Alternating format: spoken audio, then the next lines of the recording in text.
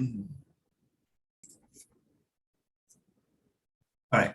So this is our third session, and what we'll be discussing today is safety, trust, and experience, which are three of the pillars for Taino transport. So we're going to be asking questions regarding safety, regarding trust, and experience as it relates to the clients that you have and the drivers that you have. So we're going to refer to a new source of a driving line as a client, and your network. So to differentiate with everything, when you speak about safety, trust, and experience that you can bring to your client, you want to use that word because it's generic, but it shows that you, like you said, one of the things that you said before was, and I'll start recording in a minute. I'm just kind of like setting you up so that we can go back to the questions. Mhm. Okay, so the safety you mentioned. Oh, let me see what notes I may have had about this. Okay. Okay. So in the safety, you mentioned the safety of the public and the safety. So I'm just gonna put it here. This is the stuff that I remember that you said. Uh, you prioritize the safety of the public and of the cargo, which I thought was brilliant. Trust. Okay. Trust, what we discussed was when I asked the question, why should I trust you? Uh, uh, Trust is based on experience. Because if you don't have the experience of trust with somebody, there's nothing. So therefore, uh, you, I, in this case, Mhm. therefore I am looking for an opportunity to earn it in, and you want to say in this, and what it is it's in this, it's not a critical, it's a critical relationship in this, it's not professional necessarily in this. There's a word, dynamic. What is the word? Trust. Industry. Sorry.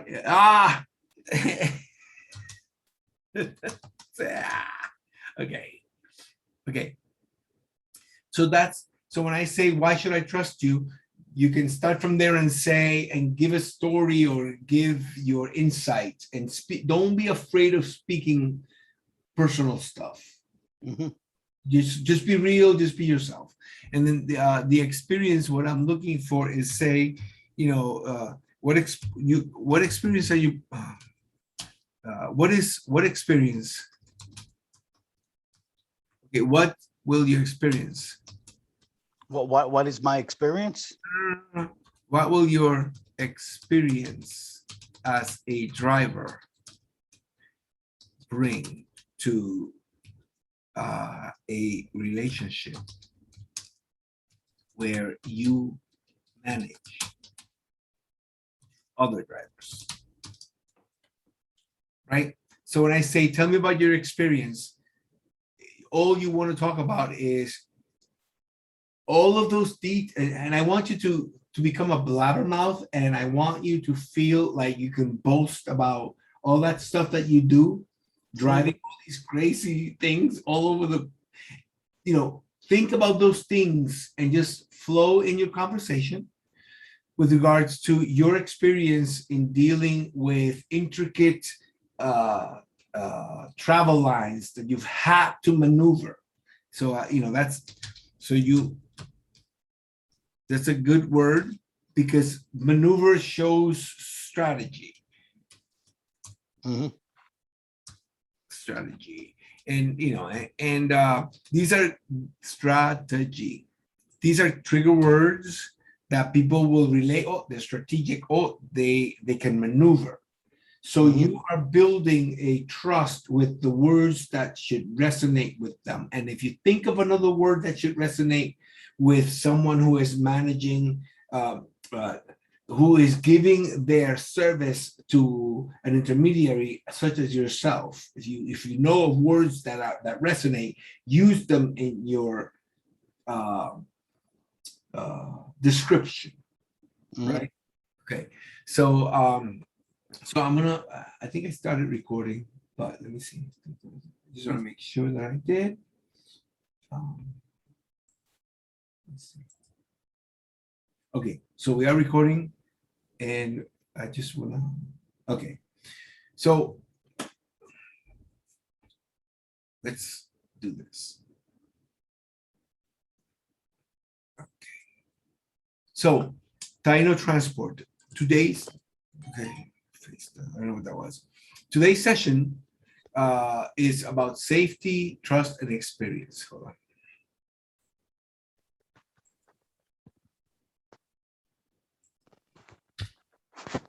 Okay, so we were discussing the last time how the three pillars of the organization are safety, trust, and experience. We're going to ask you about what the safety means to your organization. Okay, well, without safety, without it, safety is priority one. Without that, we cannot operate on the road because I cannot have a driver going down the road recklessly. It'll cost me, my business, everything, and I want to be known as, hey, this guy delivered this, 16-foot wide, 16 high load and got from point A to point B on time with no damage to the cargo, no accidents, and it's I need that safety record to reflect, you know what I mean, on me. So I could, basically get more customers that could have faith in me and feel at ease when they say, here goes the load, go down the road. And part of the safety is communication. You have to communicate, especially what we're doing, whether it's just a regular load going down the road in a 18-wheeler, dry van or reefer, it's all about safety. Those guys are 80,000 pounds rolling down the road at 65, 70 miles an hour, and you got to play by the book. You got to play by the book. Keep your distance, watch your surroundings. Don't travel in a pack with other trucks because you're looking for trouble. And you got to keep on reminding the drivers, and when you get a driver, you got to keep on reminding them, these, I call them the virtues of driving. Don't ever tailgate. That's the sin of the road. Those are safety things that you have to remember as a professional on the highways, and because if you practice safety, your chances are you're not going to get into an accident. You're not going to have a cargo claim. So it's about practicing safety. You know what I mean? So at the end, everything's going to work out good. I really believe that. We don't know what other people are going to do, so, but if we do our part, our odds are better. You know what I mean? So always practice safety.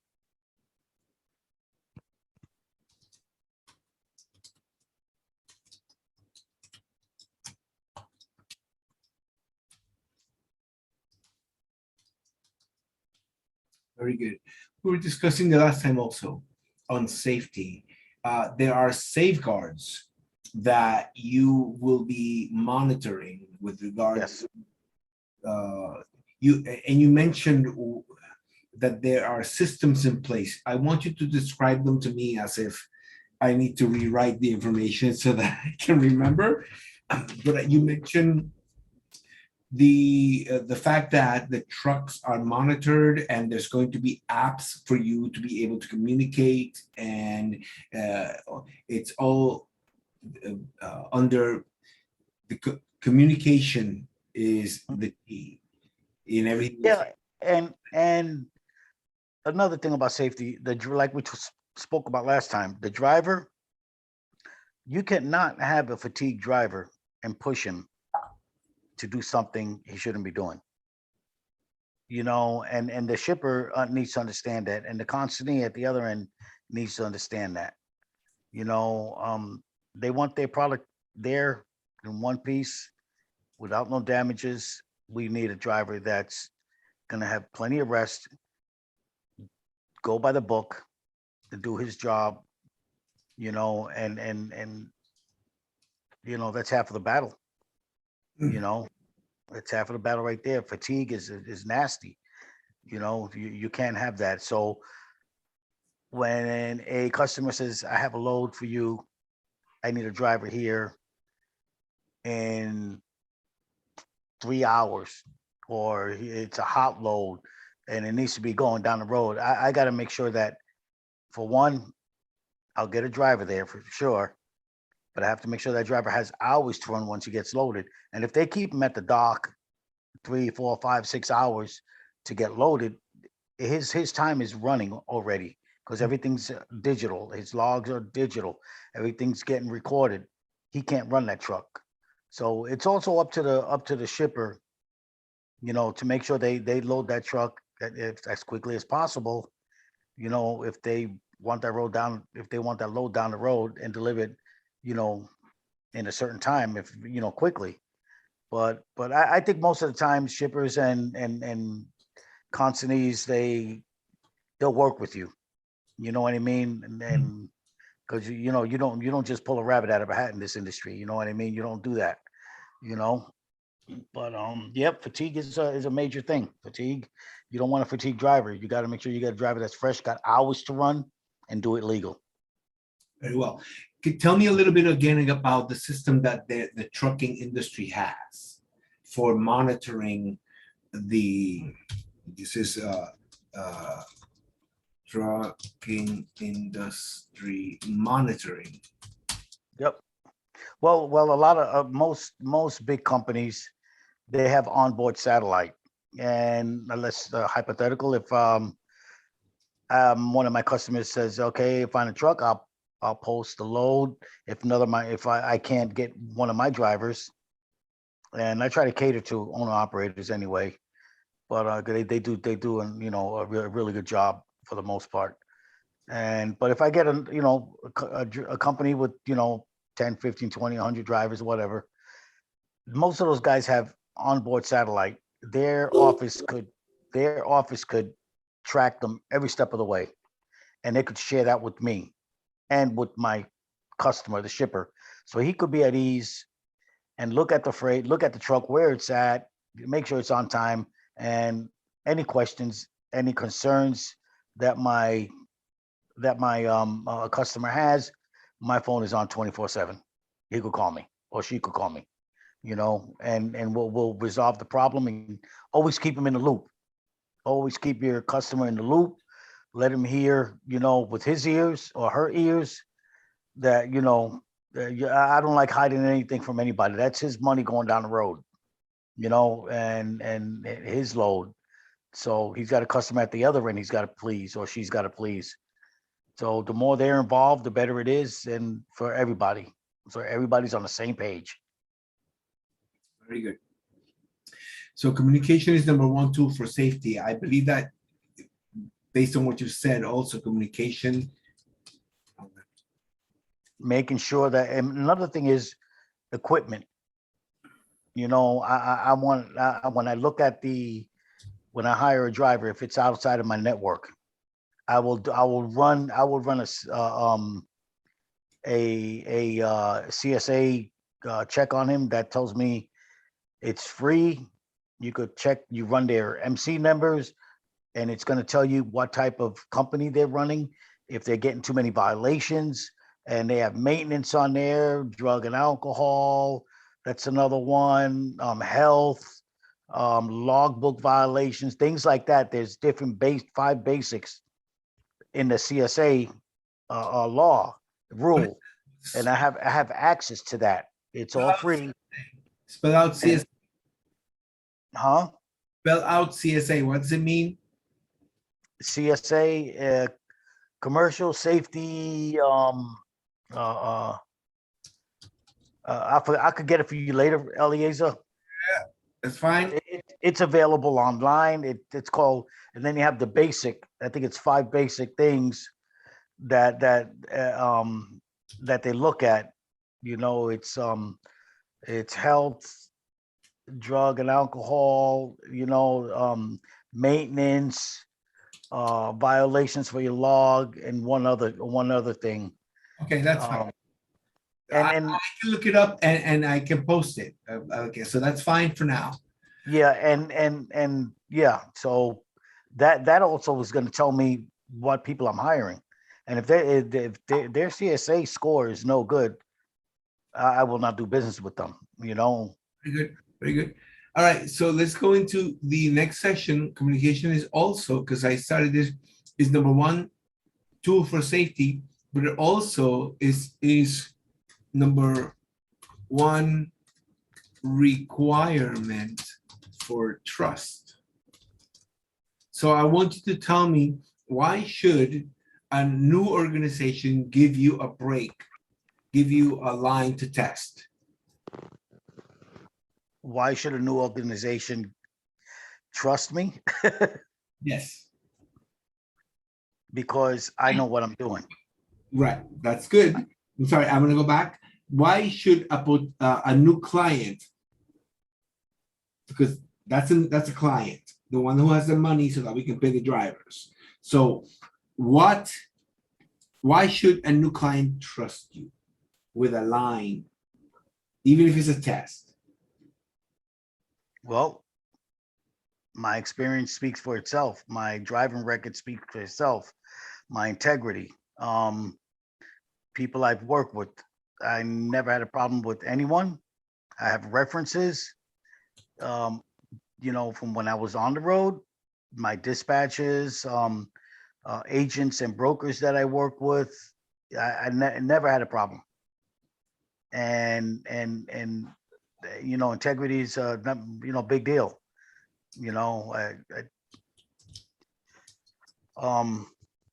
Yeah, but it's my experience speaks for itself.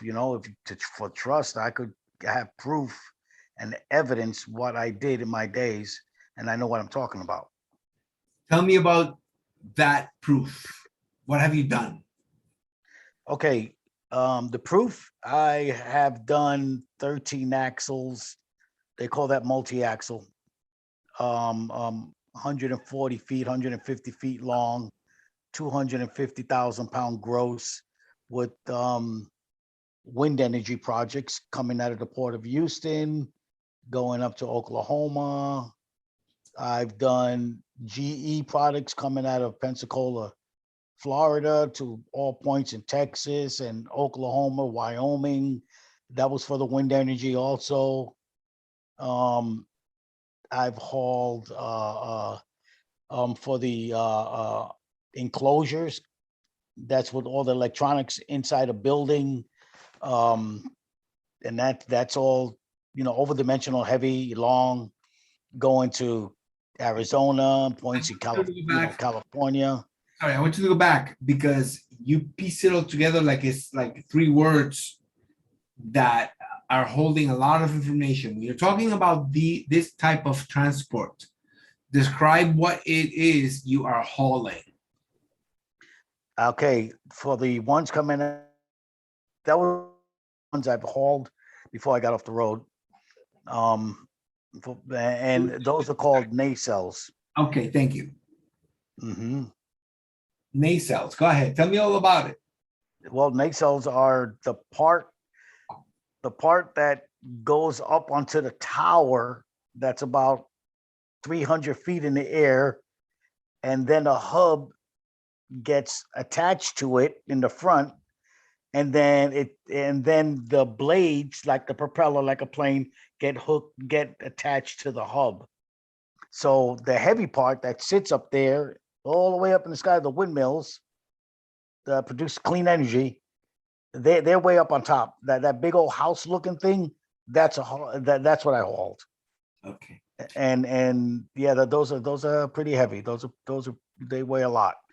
So you also mentioned that you did a transport of a. It sounded like it was like a trailer house kind of situation, or a house that was Yes, already yes, filled in with equipment. yes. That though they call them enclosures, like a building. It's a concrete building, basically, with doors on the side, and it's got all kinds of electronics in there.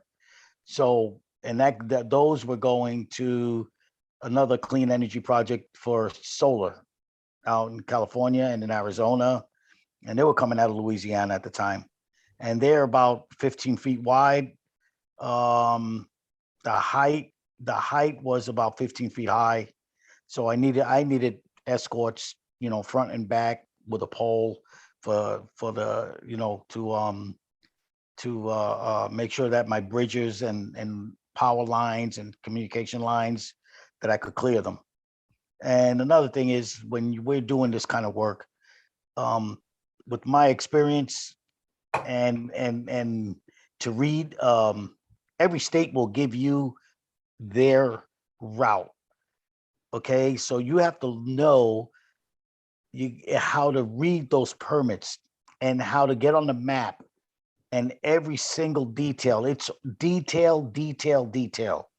It takes time, hours, reading those permits and routing your route, and knowing, and if there's a discrepancy, you don't move that truck until you call the state and ask them, I don't understand this here. There are times where that happens, where it doesn't make sense. So you have to question it, you know, and you have to call. You just don't go and wing it. That you don't do that in this business. Very good. So So the trust is based on the experience that we have spoken about before, that you've had. How many years have you done this driving? well, I've been driving 23 years Okay, over the road, 23 years. and over the years you've developed networks, and uh, uh, you've developed a I, I network. call I call them friendships. That's wonderful. That's beautiful. That I'm going to use that. So you've developed friendships that are based on this specific industry, solving problems, because you have a problem solving job situation besides driving Mhm. all of those, all of that machinery.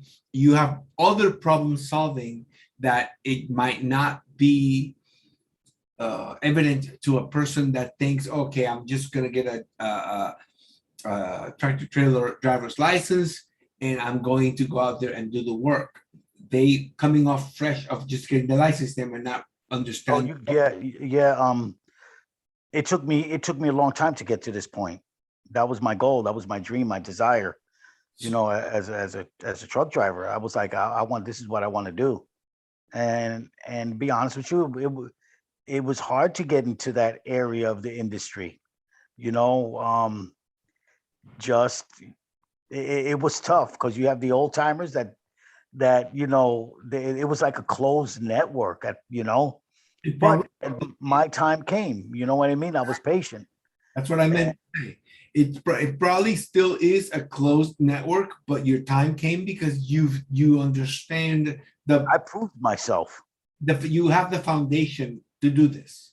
Yeah.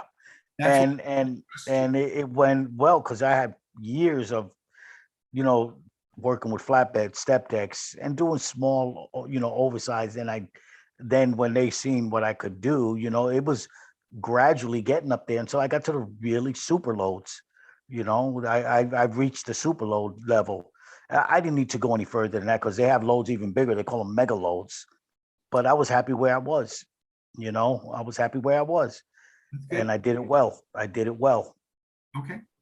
So, so we And, started. and Eliezer, another thing is I've hauled agriculture machinery, construction, Caterpillar, John Deere, Case, Kubota, big machines, track holes, bulldozers, you name it. I've hauled it. All kinds of CNC, machines that go into manufacturing places for steel, where they put this piece of steel in there, and they, with the lathe, they manufacture, whatever they want. It's a big machine, for Mazak. That was one of our customers, Mazak, Japanese place, and I've all their big machines. They're huge, and everything needed to be. It took a half a day just to tarp that machine alone. So yeah, and they're You're talking about $3 or $4 million machine. You know what I mean? And that's trust right there. All right. Uh,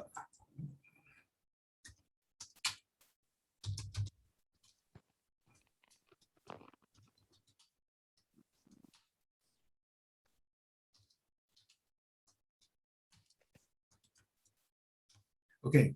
So the last topic we were talking about is, and you have been going back to that because everything, the foundation of everything you're discussing, the foundation of your ability to say, I know what this is about, is your experience. And you've spoken about it.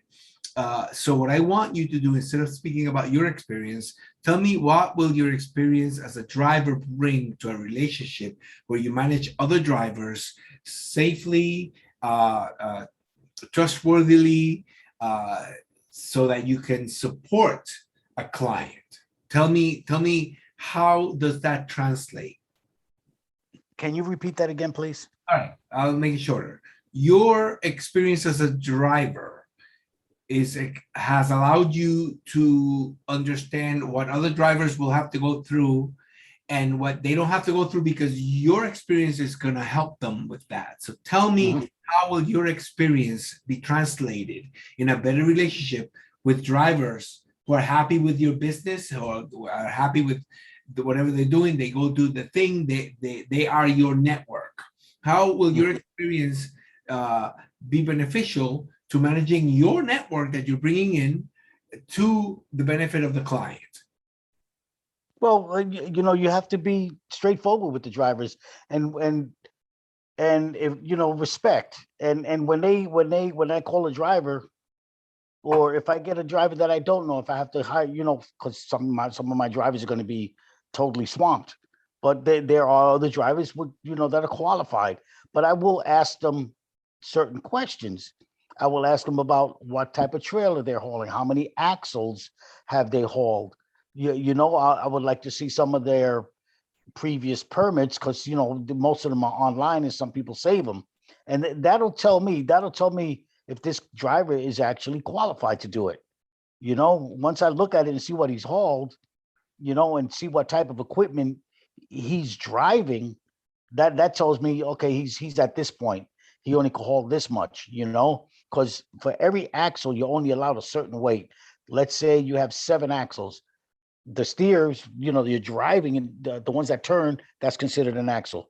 Then you have 3 on the track, so you got the steer in back of this, on the cab, and then you got 3 more on the cab, and he may have 3 on his trailer.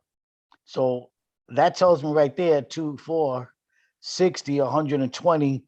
So 120, he probably, with the steers, you could get the max 15 if you don't have the big axle. So he's probably at 135, 140,000 pounds max that he could haul, which is probably bulldozers, few big machineries that could go on there, so I know what to put on the trailer. All I know right. what they could handle. I, So I know what I'll know what a driver could handle, and we'll talk about it. that's You know what I mean? If he could, yeah, and I'll ask him certain questions to see if he could answer them. right. So this is the question I have for you. You have your network. Hmm. But what will your experience as a driver bring to a relationship where you are managing other drivers? In this case, would be probably new people, because the people that you know They just know they just have to go to point A to point B and you're done. But you're now managing new people. So you're going to sell yourself to them. How, what would you tell them that your experience will bring into a relationship with your organization, with your company? Well, I have to look at. I think we should switch it around to the shipper. The people that my customer is going to be twofold. It's going to be the guy that ships the load that needs that freight moved, and the carrier that's Right. going to bring. Yeah, that's your client. And right. They're going to be both my clients. Well, the drivers, you are your driver's client. The driver is your supplier. But the client is the one with the money. So what I'm asking for now is, I'm a new driver. I just got my license. I could haul a couple of things, maybe not too much, but what do you have to entice me to drive for you? What do I? Well, a good paying load. Okay. It's all about safety and what we're talking about, but it's also about money. Everybody's out there to make a living. They have a business to run. I have a business to run, and it's about making money, and we have to be truth about that. So what makes your managing situation better than those large conglomerates? What I know, my experience. Why is your experience different than a conglomerate corporation that might have a contract right away? Let's go. Right. They're 9 to 5. Most of those people, like we talked about it last time. The other broker firms, these mega giant broker firms, they have 9 to 5ers. Very few drivers that are sitting in there, in a cubicle. Most of the time, they're just guys or women at a high school, at a college, never been in the truck, never been in the trucking industry. They're trained there. They're told what to do, how to say it, with no experience on the road at all. And what I bring is my 23 years of experience on the road, and my 23 years of experience dealing with shippers, dealing with brokers like them. And I know what they say. And a lot of times these big companies are not truthful to their customer. When something happens with the load, or a truck breaks down, or there's something going on, the driver's just, not doing his job or something, because they use a lot of big other conglomerate trucking companies also. They work together, and they won't be as truthful with their customer as I would, because like I said, I take pride in what I do. Also, I'm not a 9 to 5 guy. I'm a 24-hour guy. I'm going to also add, the conglomerates are secure in their winnings, but you are hungry for the opportunity to show that bigger is not always better. That's true. It really is true. I take pride in what I do. I love this industry. I love this industry. I want to, my network of my guys and girls, I want the shipper, and I want good reviews. Of course I want that. And I want to expand. Absolutely. But I don't want to get like that. I want to keep it nice where good, you know what I mean? And when I leave this earth, they're going to be like, I worked with this guy. He was awesome. You know what I mean? And you never know. I may leave it to somebody else and continue the legacy. Very good. It's not always about you know, how much you could rake in. Yeah, you got to survive and pay your bills, but you know what? I love it and I have fun with it. I have fun with this. Wonderful. That was beautiful. I think I have enough. I was gonna say I think I've had enough. But Did I do good? you did very good. Uh, what we're gonna do basically is just shrink it all in nice narrative flows. I do have the other two that we did before. Let me stop the recording because it makes it easy. Record it again. Go ahead. Safety. Yeah, and there was one thing skipped my mind, which is very important, but I remember, and it's load securement. I don't, I will not put up with cutting corners. You cut corners, that's where people get hurt. That's where you damage the cargo. My philosophy is because if it calls for 10 chains, throw an extra one. It only takes 2 or 3 minutes to throw another train or another strap. You could never have enough, when it comes to cargo securement. When you go through those scales and the DOT officer is looking through that little window and he sees that you're skimping out on your securement, he will pull you over and give you a big old fat ticket. And and that looks bad. That's not good. And I will not put up with something like that. Never. Very good.